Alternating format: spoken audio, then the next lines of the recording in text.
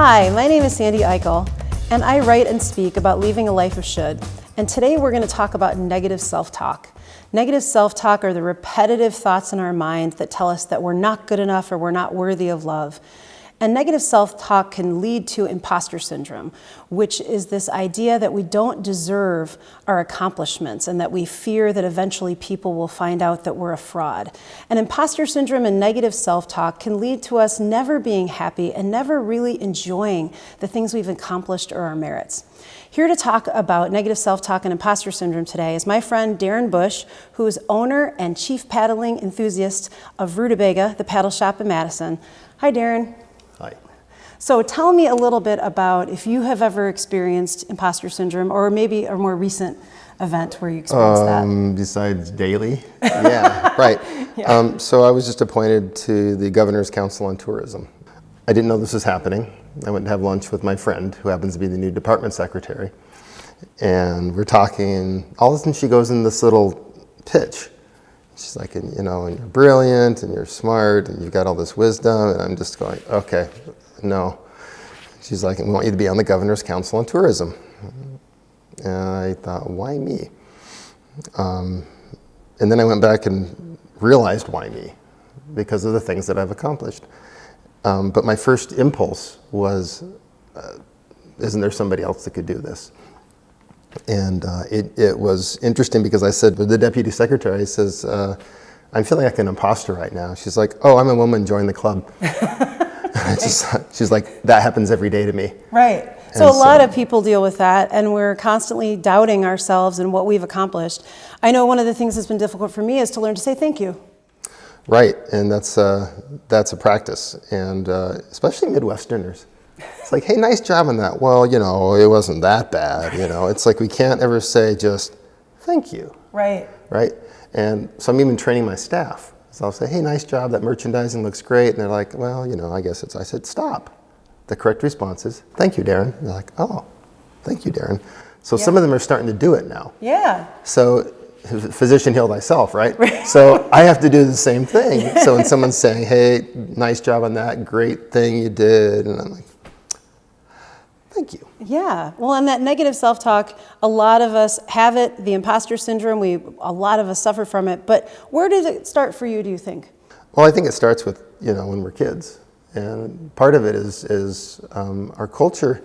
We're afraid of being the opposite, right? So we have a bunch of people right now in politics who are the exact opposite of imposter syndrome, right? They're incompetent and think they're amazing. So we don't want to be like that. So we can't be too competent or we might become arrogant. Right? So we pull back a little bit and say, well, and your mom and dad tell you, don't get it too big of a head now. Don't be too fancy. Don't think you're too much. Don't think you're all you're that. Not special, right?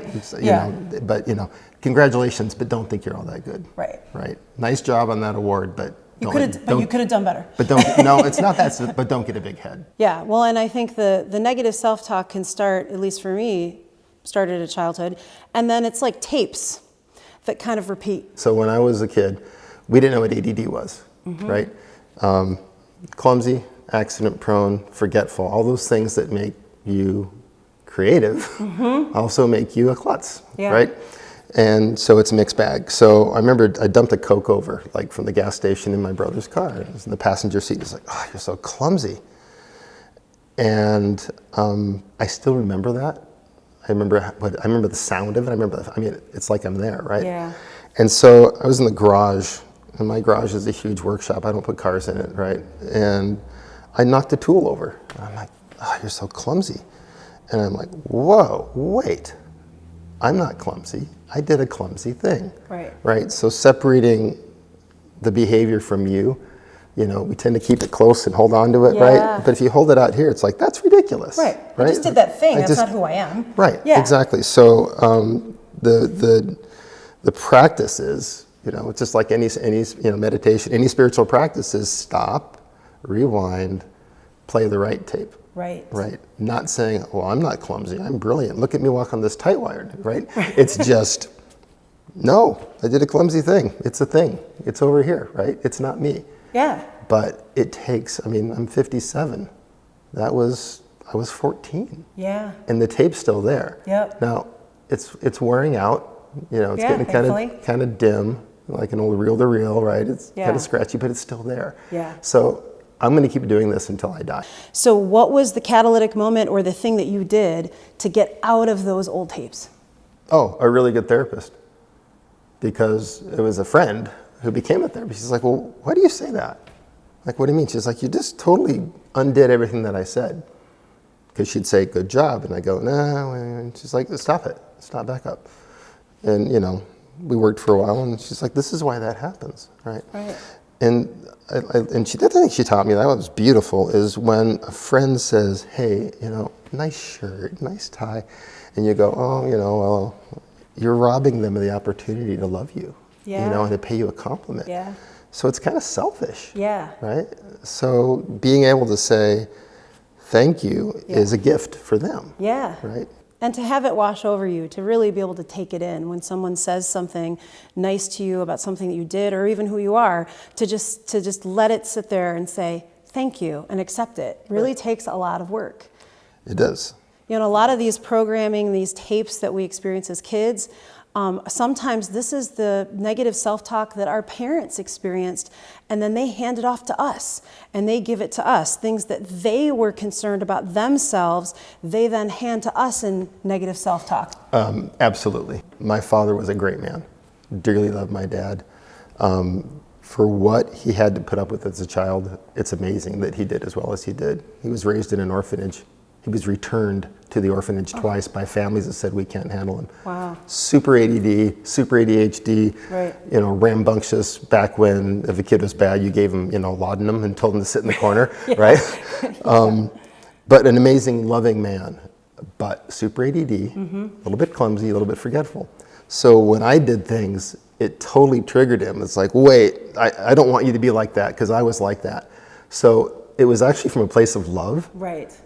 And once I realized that, it was much easier to go, oh, well, Dad wasn't being a jerk. Dad was just trying to help, right? Yeah. And I think most parents are like that. I don't, Yeah. you know, outside of the extreme examples, right, where people are abusive and nasty and horrible, most parents who are trying to raise good kids will still do this without even knowing it. And it's from a place of love. Yeah.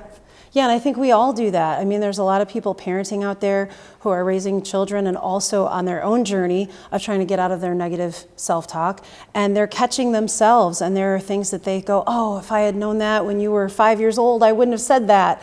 And I think you've experienced a little bit of that as well. Well, my family, we have 6 kids.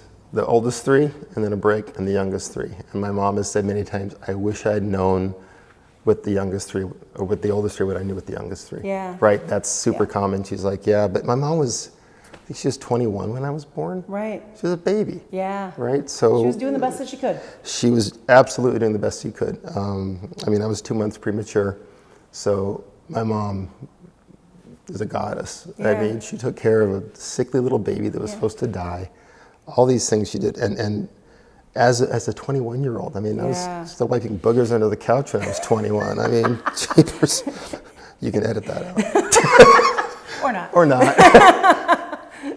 Well, and I think it just goes to the point that all of us struggle with these things. We're all working on it, but that if we can take a step back from the experiences that we've had and the negative tapes in our mind and say, you know, this thing that I just did is just a thing that I did. It's not about who I am. And also that these tapes are not who we are. They don't define us, and that we can work our way out of them and be in a more positive place. And then that helps everyone around us, just as you've shared with your coworkers and your family. Well, and it helps break that cycle too. Yep. You know, and you know, my kids had a very different experience than I did. Yeah. Because I realized that I was doing some of the same things, critical, not shaming, but just, you know, why can't you just do it this way instead, right? Especially with my son, and that happens a lot with fathers and sons, especially. But the thing that I did was different is when I made a mistake, I went, wait, hey, son, come here a second. I just screwed up. I made a mistake, and I'm sorry. This is really what I wanted to say. Or, I'm sorry, and I shouldn't have said that. Yeah. And his response is, it's okay, Dad, everyone makes mistakes. Yeah, So that's powerful. That's really powerful. Well, our parents' generation didn't apologize. Right.